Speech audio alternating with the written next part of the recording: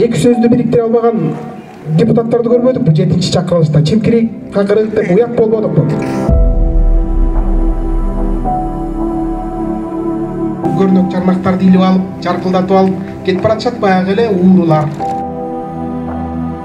Мошенник, аферист компаниялар келип калганда позициясы жок биздин саясатчылар ошолорго сатылып кетип атат. Өткөндө бир саясатчы бабылдап атат. Малды жакшы тандайбыз, адамды тандай албай атабыз депчи. Билет кыргыз. Болгону кыргыз боору керек экен да. Ушуга дагы бир мүмкүнчүлүк берип коеюнчу деп коет экен да. Ким ууру, ким таза экенин өзгөр электер өзгөрүп койгула чындап тургандар. Кийинки буун өсүп келатат. Ошолордун келечегин ойлойлук.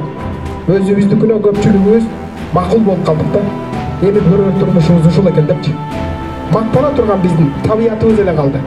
Башка эч нерсе кыла алган жокпуз. Эгемендүүлүктү алган чейрек кылып өтүп кетти мына.